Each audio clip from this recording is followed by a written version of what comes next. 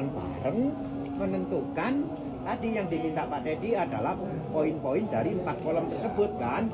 Sebenarnya jabaran 4 kolom ini sudah ada. Jabaran 4 kolom ini saya pikir ada yang terbalik-balik. Kadang-kadang unsur ini, aspek ini dimasukkan ke ini, aspek ini. Sebenarnya nanti kita tinggal masukin aja yang bener nih. Serasi itu apa? Ini apa ini apa? Saya mulai ya Pak. Boleh, Ya. boleh, Pak. Jadi saya sedikit apa ini namanya? Ingin mengutarakan tentang sejarah bonsai atau latar belakang orang itu berbonsai. Berasal dari kerajaan Cina 1000 tahun atau berapa yang lalu, itu seorang kaisar menginginkan melihat pemandangan di alam tanpa dia harus ke alam. Kemudian penggawa istana tidak kurang akal, diambillah itu pohon-pohon dari alam ditanam di istana. Istananya penuh, nggak kurang akal lagi, bikinlah miniatur kecil supaya tempatnya cukup. Kan gitu. Ini awalnya di orang Cina melakukan kesenian ini, berkesenian ini. Sampai muncullah seni penjing, penitu pot, jing itu pemandangan. Jadi awalnya itu di Cina itu membuat pemandangan tapi ukurannya mini. Gunungnya mini, sungainya dibuat mini, pohonnya juga dibuat mini, kecil-kecil itu. Nah seni ini berkembang sampai disukai sedaratan Cina, semua orang meniru menjadi budaya. Di Cina punya budaya nih orang nih, bikin pohon kecil-kecil dulu, bikin pemandangan kecil-kecil, itu budaya namanya. Kemudian berkembang 500 tahun kemudian orang Jepang datang ke Cina, ditirulah ini, diadopsi, dibawa pulang ke Jepang, dikembangkan di sana. Ternyata sekian tahun kemudian berkembangnya bukan jadi penjing, tapi jadi bonsai. Orang Jepang lebih menitik beratkan pada pembuatan miniatur pohon, bukan pemandangan lagi. Ya. Saya, wah itu Cina silakan lah.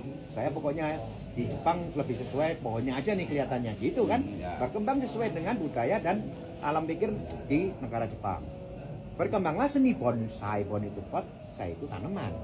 Jadi mereka menanam pohon di dalam pot dalam bentuk keindahan miniatur pohon, kan gitu. Berkembanglah ini semua sampai sekarang. Nah karena di Jepang ini dilombakan, di Cina tidak. Di Jepang menentukan kriteria. Semua tahu kan apa yang nggak dilombakan di Jepang.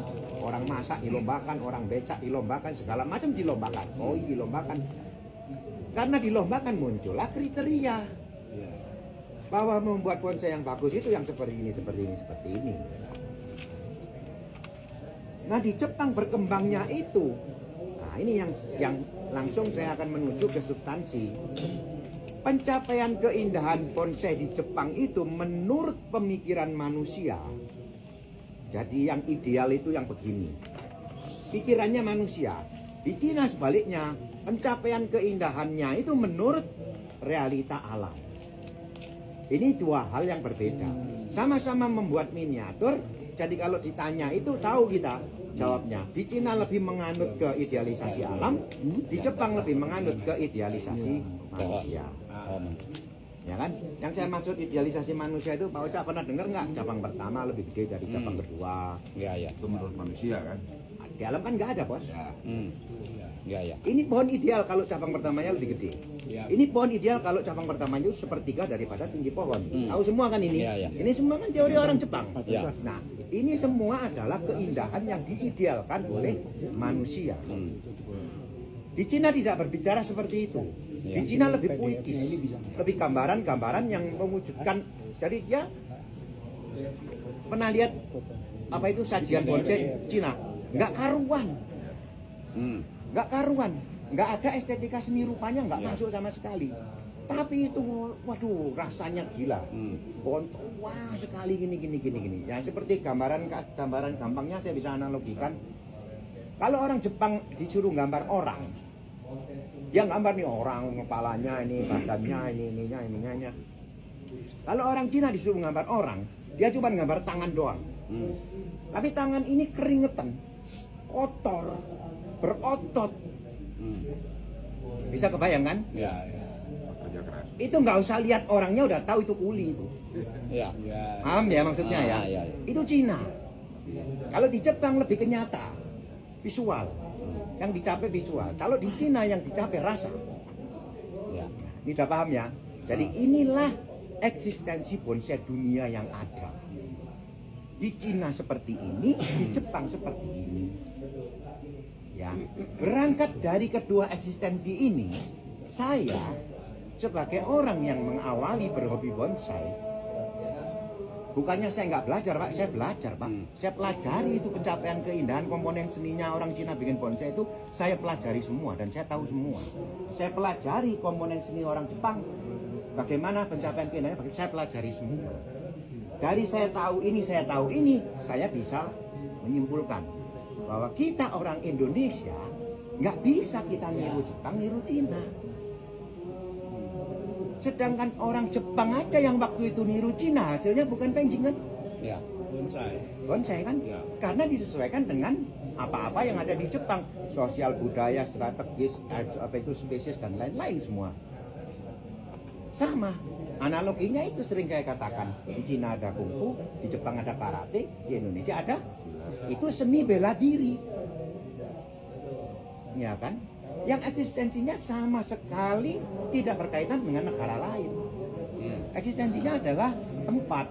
Seperti itu, kurang lebih seperti itu. Maka saya berpikir, kalau saya sekarang berbonsai di Indonesia, saya nggak bisa niru Jepang. Saya nggak bisa niru Cina. Oke, dulu saya niru Jepang, niru Cina. Itu dalam rangka saya mempelajari mereka. Setelah saya tahu ini, keliru dah kalau saya bikin pohon seperti junipernya Jepang. Saya jamin. Ya, apalagi iklim kita berbeda. Ya. Iklim di sana 4 musim, di kita 2 musim. Di sini matahari 12 bulan dalam setahun, di sana cuma 4 bulan, 3 bulan. Perkembangan pohon beda jauh. Pelajaran kita, apa yang faktor alam apa yang mempengaruhi dari perkembangan pohon? Cuma 2. Yang satu suhu, yang satu matahari. Kalau mataharinya banyak, perkembangannya masih lebih cepat pertumbuhannya. Kalau suhu nggak bisa dibolak-balik ini. Ada tanaman yang hidup di suhu dingin, ada tanaman yang hidup di suhu panas. Ini nggak bisa kalian manipulasi dengan cara apapun. Kalau bisa teknologi pertanian Jepang sudah mumpuni ini, tapi kan nggak ada. Orang di sana mencoba biara santigi, mana ada? Meskipun mereka terkagum-kagum dengan santigi, Ya. dengan teknologi, dengan lampu, dengan pengadaan panas dan lain-lain, nggak mungkin bisa. Nah, inilah kondisi yang kita nggak bisa tiru, yang kita nggak mungkin meniru kehidupan pohon yang hidup di alam sana, diimplementasikan ke kita. Ya. Anggap aja kita ini tropis, di sana subtropis. Pola tumbuh pohon tropis dan subtropis itu berbeda. Kalau subtropis itu kebanyakan satu batang, satu mahkota, cabang. Kalau di kita satu tumbuhan bisa, batang gede. Masing-masing batang ini punya kelompok tumbuh. Sehingga kalau dilihat dari jauh, pohon tuanya itu seperti mahkota semua. Itu pengaruh dari apa? Matahari. Matahari. Tidak mungkin alamnya di sana memunculkan kehidupan pohon yang seperti di kita. Balik lagi kita ke tentang pemahaman bonsai. Sebenarnya bonsai itu apa? Menurut dari orang Indonesia, mari kita definisikan bahwa bonsai itu adalah seni membuat miniatur pohon. Setuju nggak? Ya. Setuju kan? Sekarang pertanyaannya kan pohon apa? Pohon tua Pohon tua. di alam. Masukin lah. Yang hidup di alam. Masukin kan? Selesai definisi ini. Siapa yang nggak setuju? Seni membuat miniatur pohon tua yang hidup di alam. Ada yang nggak setuju? Setuju. Ada yang nggak setuju nggak? Pohon besar tua di alam. Ya. Besarnya Bisa. tadi terwakili dengan tuanya. Kalau besar, ya. Tua cenderung besar. kecil. Ya. Tua, Tua, yang lebih ya. penting tua. Ukuran tidak ada masalah. Ya, ukuran. Kita mau membuat miniaturnya. Besar belum tentu Ya kan? tua. Seni membuat Nah, itu rinciannya. yang hidup di alam. Ya. Seni membuat miniatur pohon tua yang hidup di alam. Indahnya nanti munculnya di kata-kata seni. Kalau kata-kata seni saya hilangkan, membuat miniatur pohon tua yang hidup di alam, Sembarangan. sembarangan. Ya. Ketika kata-kata seni saya pakai, sematkan, ujungnya harus indah. Ya. Itu Pak, ya, paham ya? Nah, ini setuju kan ini definisi ini? Ya. Ya. Oke ya, setuju. Oke. Berdasarkan diskusi ini adalah buat saya adalah perintah. Saya berkesenian, nggak ngawur saya. Saya harus punya pegangan dong, saya ini ngapain? Saya ini ngapain ini saya? Seperti Pak Ucak saya order. Pak Ucak gambarin cewek dong, tua, pakai baju merah, duduk di kursi, warna kursinya biru. Jelas gak ordernya? Jelas. Jelas. Jelas kan? Sama, seni membuat miniatur pohon tua yang hidup di alam ini, order. Jelas kan ini? Perintah. Apa yang perlu ditanyakan ini? Seni. Tapi Ya, malah seni yang nanti kita bahasnya. malah yang digambar yang muda. Nah, Salah, berarti nggak nyampe. Berarti Anda tidak menuruti perintah. Saya suruh gambar wanita tadi baju apa? Merah kan? Karena Kenapa ininya kan ke yang muda. Kenapa digambar biru? Ya. Nggak bisa. Mudah kali, bukan mudah. Iya muda, benar muda. Pengennya yang enteng kali. Ya, jadi itu. Ya. Nah, sekarang belajar dari ini kita harus sepakat dulu nih. Sepakat. Definisi ini loh, baru sepakat Masuk dulu. akal. Ya, kalau enggak kita lagi kemana-mana lagi nih. Saya pengen ada yang buat saya ini kontemporer, nah saya pengen buat kontemporer di bulan. Emang lu pernah lihat pohon hidup di bulan? Kan nggak bisa. Apa yang udah pernah lihat? Perkara nanti kita kasih embel-embel seni membuat bonsai yang hidup di alam, pohon tua yang hidup di alam tropis, itu tergantung Anda di mana. Kalau Anda di Indonesia, saya yakin Anda pakai kata-kata tropis. Karena Anda meniru pohon yang hidup di sekitar Anda. Boleh nggak kita bikin misalkan pohon yang Di subtropis. di subtropis? Emang udah pernah lihat kehidupan pohon di sana? Udah. Boleh, Ya kan gitu. boleh, silakan. Itu kan referensi Silakan. kan. Ya. Cuman begini, alam Anda bisa nggak menghasilkan pohon-pohon yang hidup di pola tumbuhnya? Bukan rupanya lo yang ditiru. Ya nggak bisa. Ya lah nggak kalau bisa. sekarang. Makanya Nggak kalau bisa. Anda di tropis, jangan main-main ke alam lain. Sama ketika saya hidup di Jepang, saya mempunyai definisi ini, alamnya saya ganti subtropis. Saya nggak mungkin bikin pohon di Jepang dengan kondisi pola tumbuh pohon subtropis, pohon tropis. Alam saya nggak bisa membuat kehidupan pohon tropis. Iya kan, di Iya. Jepang. Alam saya di Indonesia tidak bisa membuat pohon yang rantingnya turun-turun ke bawah kecil-kecil.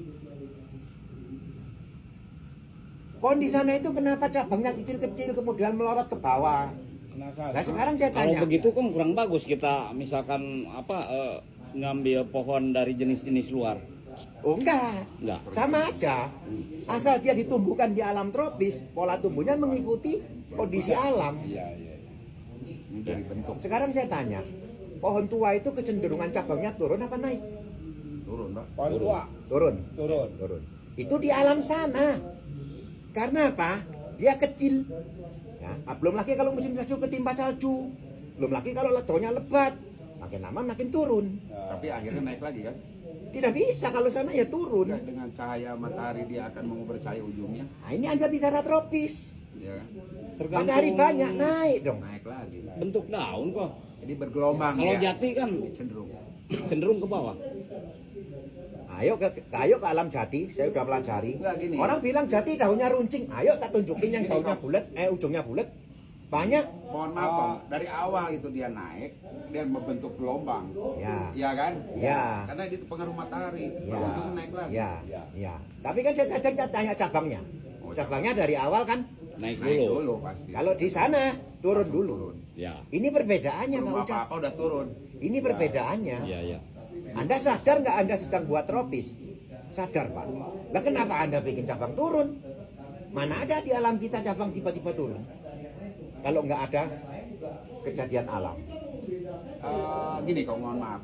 Kecenderungan pohon besar, pohon tua di alam itu akan membentuk turun pada akhirnya ya. Tapi awalnya dia akan naik dulu karena dari muda itu dia akan membentuk ke atas. matahari kan. Ya. Kemudian dengan terjadinya apa namanya beban berat, kemudian matahari lagi terjadi kan tadi namanya liukan, lengkungan kan. Coba, bener nggak?